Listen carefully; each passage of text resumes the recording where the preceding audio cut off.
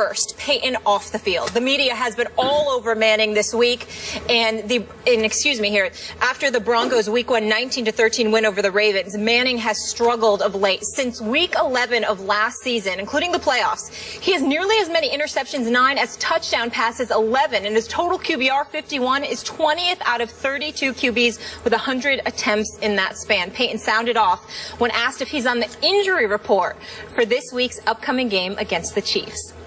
You know, my thoughts on the injury report. I think the media should have to do an injury report as well. I think all you guys have to. I'd like to create it myself, you know, and just, to think about. I'm going to put down what I think y'all's injuries are.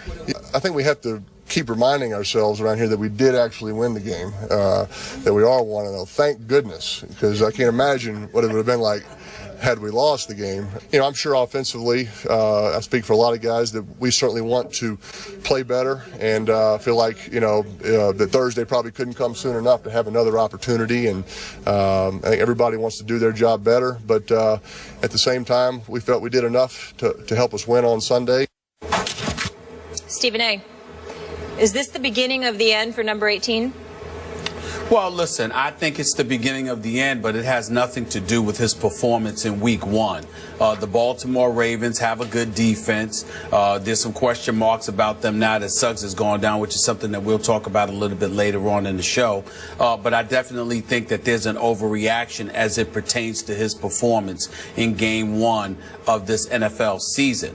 What I think Peyton Manning needs to take into consideration is that people are looking at the last 4 games of last year, his performance against the Buffalo Bills, his performance against the San Diego Chargers, the 4 interceptions he threw in a loss at Cincinnati, the relative, pedestrian performance against the Oakland Raiders, and then in the last regular season, and then, of course, the performance in the playoff game against the Indianapolis Colts. He did not seem like himself. Father Time seems to be knocking on his door just a touch, at least, just tapping on his door a little bit, and I think that's why people are asking those questions.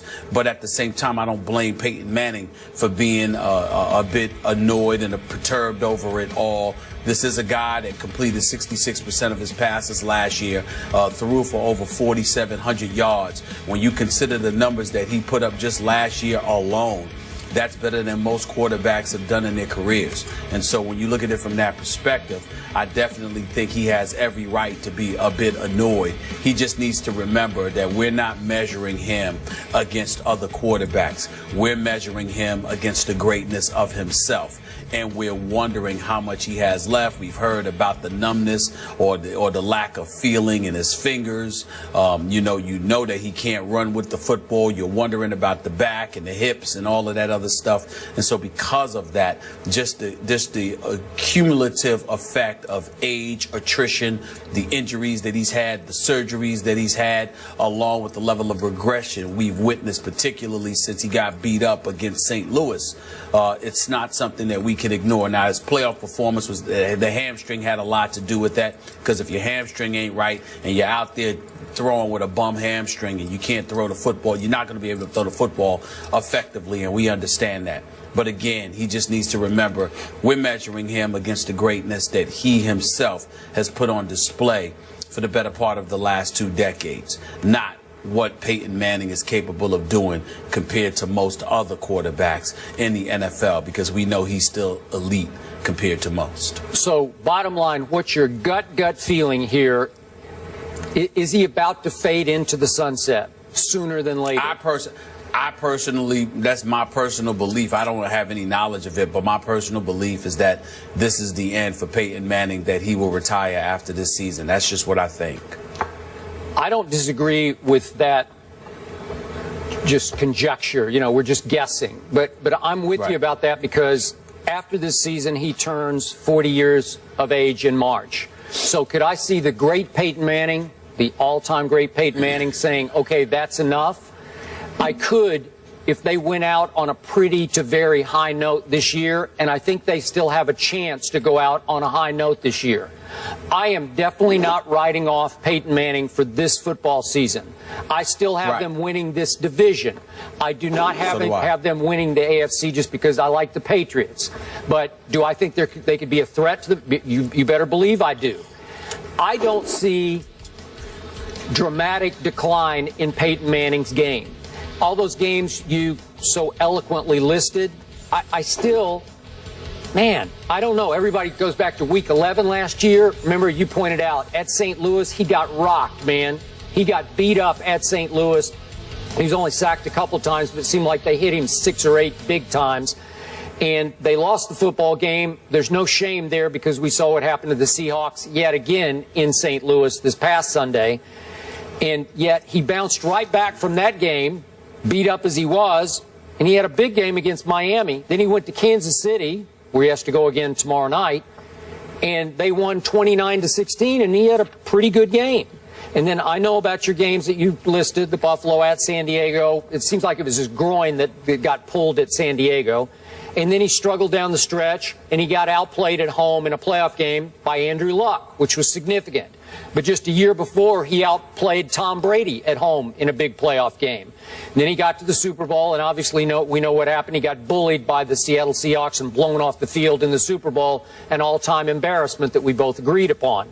But, again, I don't think there was any shame in what happened Sunday. A lot of people think the Baltimore Ravens could be in the Super Bowl this year with or without Terrell Suggs.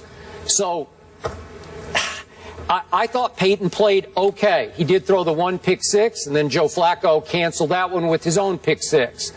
So, Stephen A., after all the offseason talk about what will the new coach do, the whole new staff comes in, new regime change, will they try to run the football? He still threw it, did Peyton, 40 times against the Baltimore Ravens, and they ran it only 25 times in a very close game that ended up 19-13. He no longer has Julius Thomas, obviously. He no longer has Wes Welker. So it's Emmanuel Sanders and Demaryius Thomas, and Emmanuel caught 8 and Demaryius caught 7 on Sunday. It's business as usual for Peyton Manning. So when I hear all the conjecture about has he lost a lot of velocity, especially in his deep balls, and I look at the deep balls, some of them have been overthrown, some underthrown, but some have been overthrown. And my question to all those doubters is, when did Peyton Manning ever have a cannon to begin with? I mean, when he was a rookie, he didn't have a cannon. He's never had a cannon. And I'm still sitting here to tell you, Stephen A., that I think 25 out of 32 teams would right now take Peyton Manning as their quarterback. That's how good he is. Well, and obviously he's better than Brock Osweiler because that's his backup in Denver. So I think the Broncos are going to be just fine at his age 39 season. Well, I hear where you're coming from, but you got to remember what I said. Number one, clearly we expect the Denver Broncos to be formidable. I definitely expect them to win the AFC West, and we know that Peyton Manning is elite. But I keep saying we're not measuring him against other quarterbacks in the NFL because we know he'd be top 5. We're measuring him against himself.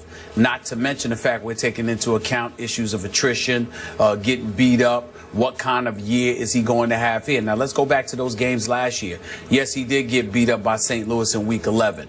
You pointed out how he showed up against the Miami Dolphins the very next game. Yep. Yeah, but they gave the ball to C.J. Anderson 27 times. He ran for 167 yards. The following game against Kansas City, he threw 4 touchdowns in that game against Miami, and we understand that. But it wasn't like he had a 300 or 400-yard game. C.J. Anderson was running all over the place, and then obviously Peyton Manning would finish the deal. The very next game against the Kansas City Chiefs, well, what happened? C.J. Anderson rushed the ball 32 times for 168 yards. So you're talking about a Peyton Manning squad with all the aforementioned individuals, the Wes Welkers, the Julius Thomases, the Demaryius Thomases, the Emmanuel Sanders of the world, etc.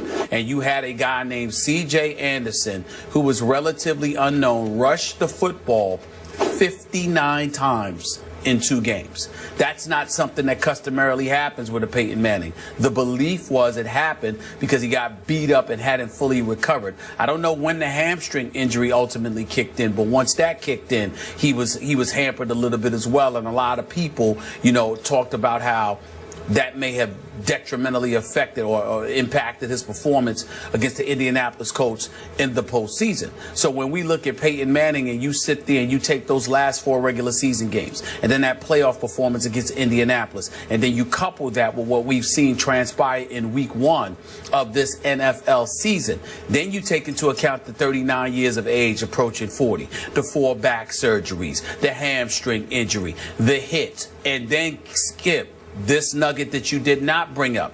How do we know he's happy with Gary Kubiak and John Elway?